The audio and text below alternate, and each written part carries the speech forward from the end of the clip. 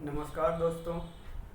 आज का सेशन है व्याकरण। और व्याकरण में आज हम लोग देखेंगे अनेक शब्दों के लिए एक शब्द। अनेक शब्दों के लिए एक शब्द जो कि अनेक परीक्षाओं में पूछे जाते हैं। और जो JSSC जो है उनके प्रीवियस ईयर के प्रश्नों के पत्र को देखते हैं तो इससे पता चलता है कि अनेकार्थी जो अनेक शब्दों के लिए एक शब्द है उनमें से काफ़ी प्रश्न पूछे गए हैं।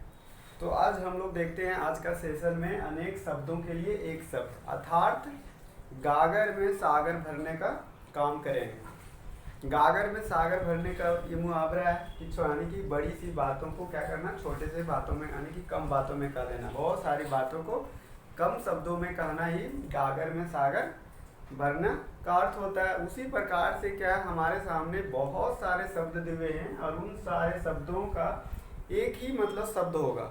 तो अनेकार्थी जो है, अनेकार्थी शब्द मतलब अलग अलग होते हैं, लेकिन यहाँ पे है अनेक शब्दों के लिए एक शब्द। तो इसे मतलब हम समझेंगे कि ये शब्द होता क्या है।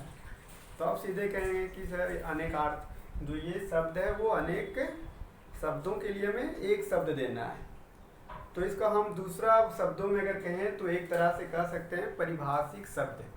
परिभाषिक शब्द कहने का अर्थ है कि कोई शब्द है तो उन्हें आप कैसे परिभाषित करते हैं, उनका एक निश्चित परिभाषा क्या देते हैं। जैसे अगर आपसे एक प्रश्न पूछा जाए कि आतिथि, आतिथि को परिभाषित करने के लिए अगर आपको कहा जाए तो आप बोलेंगे कि आ मतलब नहीं और तिथि मतलब दिन। जिसका आने का कोई तिथि ज्ञात ना हो उसे हम क्या कहेंगे, आतिथि कहेंगे। अर्थात आतिथि मतलब जिसका आने का कोई तिथि ज्ञात ना हो उसे आतिथि कहते हैं। उसी प्रकार से अगर कवि को अगर परिभाषित करें तो कहेंगे कि कविता लिखने वाला व्यक्ति को कवि कहते हैं।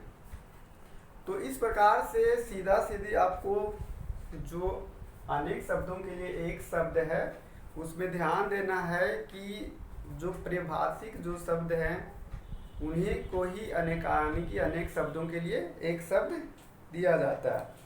तो इस प्रकार से जैसे कुछ उदाहरण को देखते हैं हम कि जैसे जो नया नया जन्मा हो तो इसको क्या बोलते हैं, नवजात।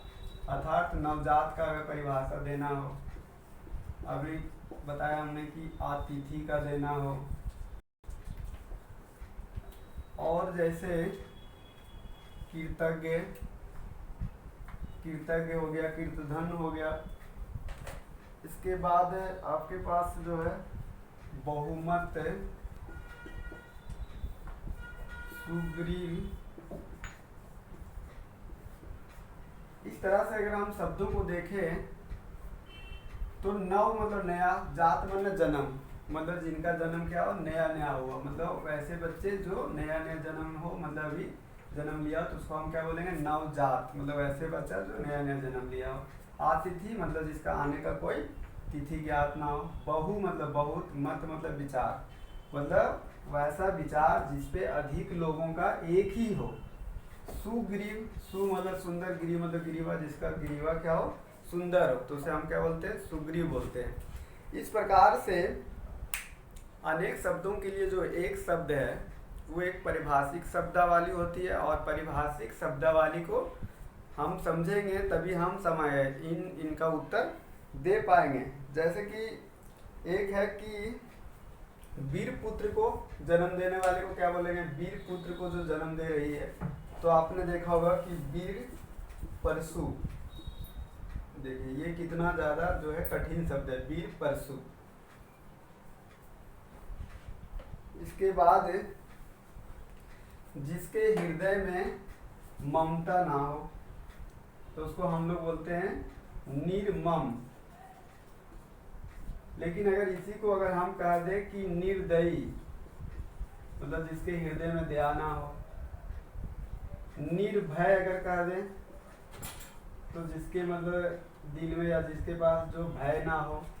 तो इस प्रकार से अनेक शब्दों के लिए एक शब्द जो है हम इसको ध्यान में रखते हुए कहेंगे कि एक प्रकार का संक्षिप्तीकरण करना होता है। एक प्रकार से सारे शब्दों को मिलाकर एक छोटा उसका अर्थ देना होता है। जिस प्रकार से जैसे देखे थे हम लोग कि समास में क्या होता है कि दो या दो से अधिक शब्दों को जोड़कर हम उसका एक शब्द बनाते थे, लेकिन यहाँ पर क्या है कि अनेक शब्द है और सारे शब्दों को मिलाकर उसका एक ही अर्थ बताना, एक ही शब्दों में देना है।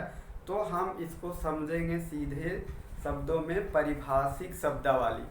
अर्थात जैसे कोई भी शब्द जो हो जिसका परिभाषा एक निश्चित होता हो, जैसे जो व्याकरण को जानता हो तो व्याकरण, जैसे जो स्त्री हो और कविता को जानती हो तो उसको कवयित्री बोलते हैं, जो रचना यानी कि लेख लिखती हो तो उसको हम लेखिका बोलते हैं। तो इसी तरह से इन सारे जो शब्दों को हम क्या करेंगे, तो जी दोस्तों, तो आप इन शब्दों को और इसी प्रकार से अनेक जो है शब्दों का आप अभ्यास करके इनको सीख सकते हैं। कोई एक दिन या 2-4-5 मिनट के वीडियो देखकर या कहीं पर देखने से इसकी तैयारी नहीं हो सकती है।